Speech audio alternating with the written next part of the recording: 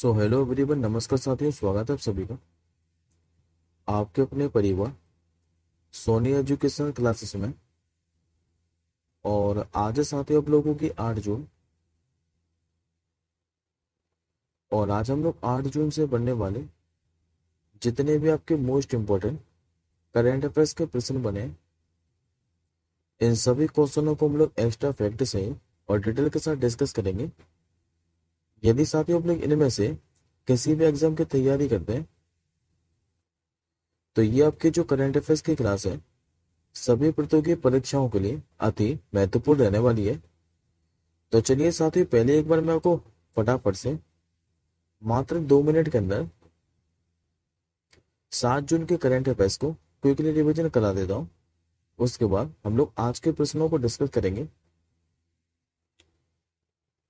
तो जैसा कि साथियों लास्ट क्लास के अंदर मैंने आपको पढ़ाया था कि अभी जो भारतीय विदेश व्यापार संस्थान है, इसके अभी जो कुलपति हैं, इसके रूप में किसे नियुक्त किया है। तो नाम बताया था मैंने आपको राकेश मोहन जोशी का। दीनदयाल बंदरगाह प्राधिकरण का अभी जो अध्यक्ष है, ये किसे बनाया गया है। तो नाम था इनका सुशील कुमार सिंह। अभी अंतरिक्ष में 1000 दिन पूरा करने वाले दुनिया के जो पहले व्यक्ति हैं, ये कौन बने थे। तो रूस के एस्ट्रोनॉट, नाम था जिनका ओलेग ओनोनेंको। हाल ही में भी एक अर्थ केयर उपग्रह, ये किसने लॉन्च किया था। तो यूरोपीय अंतरिक्ष एजेंसी और जापान की स्पेस एजेंसी जाक्सा ने मिलकर पहली बार बेंगलुरु के वैश्विक मूल्यांकन के तहत जो रेड लिस्ट है, ये किसने जारी की थी। तो international union for conservation of nature के द्वारा वित्तीय वर्ष 2023-24 में भारत को जो सर्वाधिक एफडीआई है, ये किससे मिला था। तो सिंगापुर से। किस राज्य ने अभी वायु प्रदूषण से निपटने के लिए वर्ल्ड बैंक के साथ समझौते ज्ञापन पर हस्ताक्षर किए हैं। हरियाणा सरकार ने। इसके बाद मैंने आपको पढ़ाया था कि माननीय प्रधानमंत्री मोदी जी ने विश्व पर्यावरण दिवस के अवसर पर कौन से अभियान का शुभारंभ किया था। अभियान का नाम था एक पेड़ मां के नाम। इसके बाद मैंने आपको एक एप्लीकेशन पढ़ाई थी जो कि सारथी 2.0 थी। इसको भी security exchange board of India यानी कि सेबी ने लॉन्च किया था। अंतर्राष्ट्रीय क्रिकेट में 600 सिक्स लगाने वाले दुनिया के जो पहले बल्लेबाज हैं, ये कौन बने थे। नाम था साथ इनको रोहित शर्मा। और लास्ट क्वेश्चन मैंने आपको पढ़ाया था कि लोकसभा चुनाव 2024 में किस सीट पर नोटा पर 2 लाख से अधिक वोट पड़े हैं। ये पड़े थे साथियों इंदौर लोकसभा सीट पर। आई होप साथियों आप लोगों को 6 जून के सारे के करंट अफेयर्स के क्वेश्चन क्लियर होंगे। अब हम लोग एक बार आज के क्वेश्चनों को कवर करते हैं। आज का आप लोगों से पहला क्वेश्चन पूछ रहा है कि अभी भारत की पहली एस्ट्रो टूरिज्म पहल का जो अनावरण है, ये कहां पर किया गया है। आंसर आप लोग याद रखेंगे ऑप्शन नंबर बी यानी कि उत्तराखंड के अंदर। देखिए अभी जो उत्तराखंड सरकार है, इसने अभी 1 और 2 जून को मसूरी में, जिसे पहाड़ों की रानी कहते हैं, यहाँ पर अभी भारत का पहला एस्ट्रो टूरिज्म इवेंट जिसका नाम नक्षत्र सभा, ये आयोजित किया है। और इस नक्षत्र सभा का जो उद्घाटन कार्यक्रम है, ये जॉर्ज एवरेस्ट पीक पर किया गया है, जो कि दून घाटी और हिमालय की बर्फ से ढकी हुई पर्वत श्रृंखलाओं के शानदार दृश्यों के लिए प्रसिद्ध है। अब बात करते हैं साथियों हम लोग उत्तराखंड के बारे में।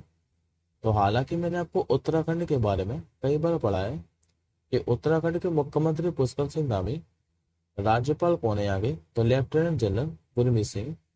और यहाँ की राजधानी क्या है, तो देहरादून। ये साथियों जो देहरादून है, ये उत्तराखंड की समर कैपिटल है। लेकिन अगर आप लोग से विंटर पूछे तो ये गैरसैंण। अब आज के दूसरे क्वेश्चन की ओर बढ़ते हैं। आज का आप लोगों से दूसरा क्वेश्चन पूछ रहा है कि अभी दुनिया की दूसरी सबसे जो मूल्यवान कंपनी है, ये कौन सी बनी है। इस कंपनी का नाम है साथियों एनवीडिया कंपनी, तो करेक्ट आंसर होगा आपको ऑप्शन नंबर डी। देखिए साथियों, जो एनवीडिया कंपनी है ये अमेरिका की सेमीकंडक्टर निर्माता कंपनी है, जो कि भी दुनिया की दूसरी सबसे मूल्यवान कंपनी बनी है। और इसका साथी जो मार्केट कैपिटल है ये 5 जून को 3.6 ट्रिलियन डॉलर से अधिक हो गया है। और यदि आप लोग इससे पूछे कि इसने पीछे किसको छोड़ा है, तो आईफोन बनाने वाली कंपनी एप्पल को। अब बात करते हैं इसी एनवीडिया कंपनी के बारे में। तो इसकी जो स्थापना है ये 1993 के अंदर हुई थी। यदि आप लोग इससे मुख्यालय पूछ ले तो ये साथी कैलिफोर्निया अमेरिका के सांता क्लारा में। अगला क्वेश्चन देखिए, हाल ही में भी किस देश ने किंग चार्ल्स तृतीय के नए करेंसी नोट जारी किए हैं? तो देखिए साथियों, इससे पहले जो ब्रिटेन की महारानी थी एलिजाबेथ, इन्हीं के तस्वीर वाले ब्रिटेन के अंदर नोट चला करते थे। लेकिन अभी ब्रिटेन के जो नए किंग है ये किंग चार्ल्स तृतीय बन गए और इन्हीं की तस्वीर वाले अभी नए करेंसी नोट जारी किए हैं ब्रिटेन ने। तो आंसर याद रखेंगे आप लोग ऑप्शन नंबर ए। और ये साथी जो करेंसी नोट है ये किन किन मूल्यों में जारी किए हैं, तो 5 यूरो, 10 यूरो, 20 यूरो और 50 यूरो के मूल्य में। अब बात करते साथी ब्रिटेन के बारे में। तो ब्रिटेन के बारे में मैंने आपको कई बार पढ़ा है कि ब्रिटेन की राजधानी क्या है, तो लंदन। ब्रिटेन में करेंसी क्या चलती है, तो ये चलती है पाउंड स्टीलिंग। और वर्तमान में यहाँ के प्रधानमंत्री कौन है, तो ये भारतीय मूल के हैं, नाम है जिनका ऋषि सना। नेक्स्ट क्वेश्चन देखिए, विश्व जो खाद्य सुरक्षा दिवस है ये आपका प्रतिवर्ष कब मनाया जाता है?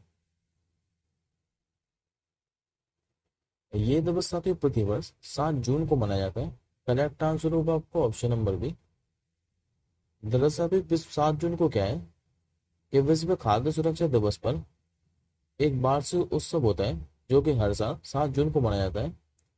अच्छा, इस दिवस को मनाने का मुख्य उद्देश्य क्या है, तो खाद्य सुरक्षा के महत्व के बारे में जागरूकता बढ़ाना। और हर साल किसी न किसी विषय के साथ मनाया जाता है। 2024 के लिए विश्व खाद्य सुरक्षा दिवस का विषय क्या है, तो सुरक्षित भोजन और बेहतर स्वास्थ्य। अब इसी के साथ फूड एग्रीकल्चर ऑर्गेनाइजेशन के बारे में भी बात कर लेते हैं। तो फूड एग्रीकल्चर साथ जो ऑर्गेनाइजेशन है इसकी स्थापना 16 अक्टूबर 1945 को हुई थी। मुख्यालय पूछे तो इटली के रोम के अंदर है। और वर्तमान में इसके महानिदेशक कौन है, नाम है इनका क्यू डोंग्यू। इससे पहले साथी हम लोगों ने 5 जून को पढ़ा था विश्व पर्यावरण दिवस। उससे पहले हम लोगों ने पढ़ा था 3 जून को विश्व साइकिल दिवस यानी कि वर्ल्ड बाईसाइकिल डे। उससे पहले मैंने आपको 2 जून को पढ़ाया था कि जो तेलंगाना राज्य है इसने अपना स्थापना दिवस मनाया था। और 1 जून से मैंने आपको पढ़ाया था कि जो वर्ल्ड मिल्क डे है ये आपका हर साल 1 जून को मनाया जाता है। अगला क्वेश्चन देखिए, अभी जो रिजर्व बैंक ऑफ इंडिया है इसने चालू वित्तीय वर्ष 2024-25 के लिए जो जीडीपी वृद्धि दर है इसके अनुमान को बढ़ाकर कितना कर दिया है? तो हालांकि साथ ही वन लाइनर क्वेश्चन है, खाली याद रखिएगा आप लोग। ये जो रिजर्व बैंक ऑफ इंडिया है इसने भी चालू वित्तीय वर्ष 2024-25 के लिए बाद के जो वृद्धि दर का अनुमान है ये बढ़ाकर अब 7.2% कर दिया है। इसी के साथ रिजर्व बैंक ऑफ इंडिया की बात कर लेते हैं। तो रिजर्व बैंक ऑफ इंडिया की जो स्थापना है 1935 के अंदर हुई थी, लेकिन अधिनियम कब का था, तो 1934 का। और वर्तमान में इसके गवर्नर कौन है, तो ये 25वें नंबर के हैं, नाम है जिनका शक्तिकांत दास। अगला क्वेश्चन देखिए, इस क्वेश्चन पे साथ ही डबल स्टार मार के करिएगा ये, क्योंकि काफी ज्यादा महत्वपूर्ण क्वेश्चन है। अभी भारत में जो रामसर साइट है इनकी सूची में कितने नए रामसर स्थलों को शामिल किया गया है? तो अभी साथ ही 2 नए और रामसर स्थलों को शामिल कर लिया गया है, जिससे अब जो रामसर स्थलों की संख्या है ये भारत में 80 से बढ़कर 82 हो गई है। और दो साथियों ये जो नए रामसर स्थल है ये बिहार से शामिल किए गए हैं, और इनका क्या नाम है, तो एक तो कैसा तो नागी पक्षी अभ्यारण्य और दूसरे का नाम है नकटी पक्षी अभ्यारण्य, जो कि दोनों बिहार राज्य के अंदर है। और अब बिहार में जो रामसर स्थलों की संख्या है ये बढ़कर कितनी हो गई है, तो 3। सबसे पहले साथी 2020 के अंदर शामिल किया गया था बिहार से, और जिसका क्या नाम था, तो कांवड़ झील। अगला क्वेश्चन देखिए, इस क्वेश्चन पे भी साथी स्टार मार के करिएगा।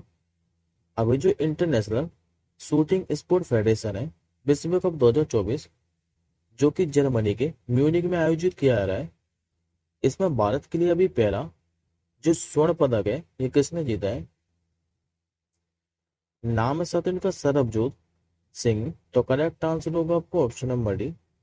ये जो साथी आपको इमेज में दिखाई दे रहे हैं ये सरबजोत सिंह, जिन्होंने अभी जर्मनी के म्यूनिक में आयोजित इंटरनेशनल शूटिंग स्पोर्ट फेडरेशन विश्व कप 2024 में भारत के लिए पहला गोल्ड मेडल जीता है। और इस इवेंट का साथी जो आयोजन है ये 31 मई से लेकर 8 जून तक किया जा रहा है। ये जो इंटरनेशनल शूटिंग स्पोर्ट फेडरेशन विश्व कप है ये ओलंपिक के बाद दुनिया के सबसे प्रतिष्ठित शूटिंग टूर्नामेंट में से एक है, जिसका गठन कब हुआ था, तो 1907 के अंदर। जबकि इंटरनेशनल शूटिंग स्पोर्ट फेडरेशन का मुख्यालय का है, तो जर्मनी के म्यूनिक में। और एक क्वेश्चन पे साथी और स्टार मार के करिएगा। यदि आप लोगों से पूछे कि पहला जो इंटरनेशनल शूटिंग स्पोर्ट फेडरेशन विश्व कप है ये कब आयोजित किया गया था, तो 1986 के अंदर। और कहां पर, तो मैक्सिको की राजधानी मैक्सिको सिटी के अंदर। नेक्स्ट क्वेश्चन देखिए, हाल ही में भी किस राज्य में प्लास्टिक अपशिष्ट प्रबंधन और रिसाइकलिंग संयंत्र का उद्घाटन किया है? ये किया गया वैसे तो सिक्किम के अंदर। आंसर हो जाएगा आपको ऑप्शन नंबर सी। दरअसल तो जो पूर्वी सिक्किम का चांगुबू शहर है यहाँ पर अभी प्लास्टिक अपशिष्ट प्रबंधन और पुनः चक्रण संयंत्र का उद्घाटन किया है। यदि आप लोगों से पूछे कि इसका उद्घाटन किसने किया है, तो भारतीय सेना की त्रिशक्ति कोर ने।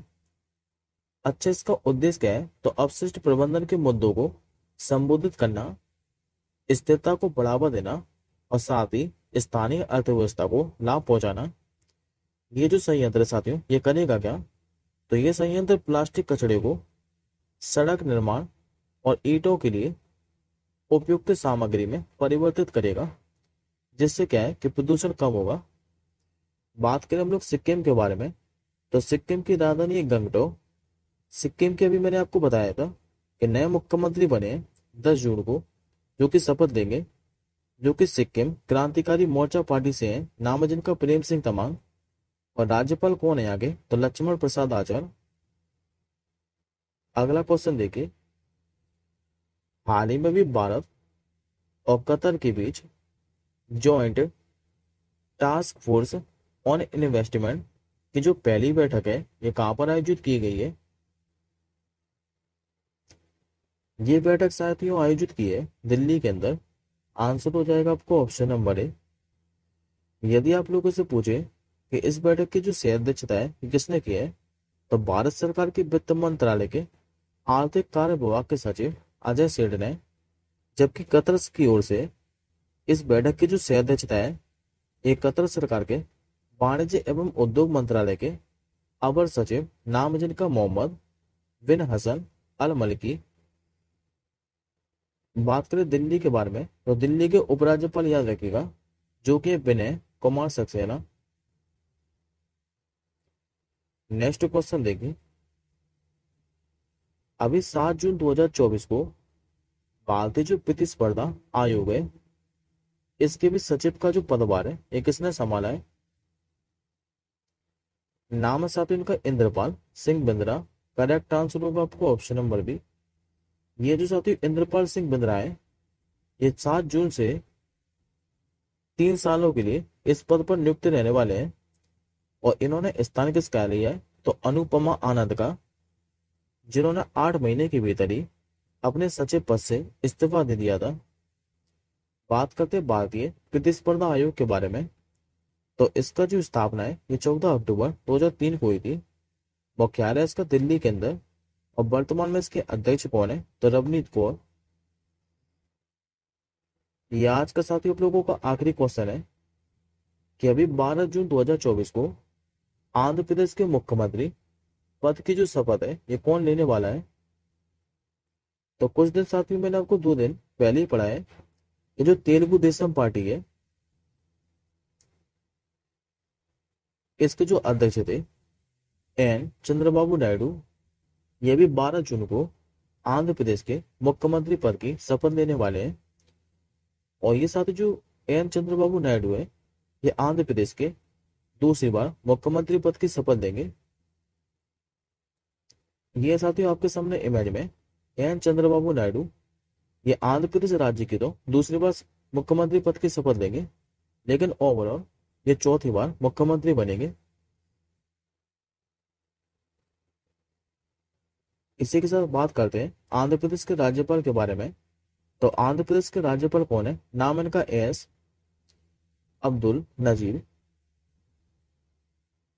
ये वर्तमान में आंध्र प्रदेश के राज्यपाल हैं।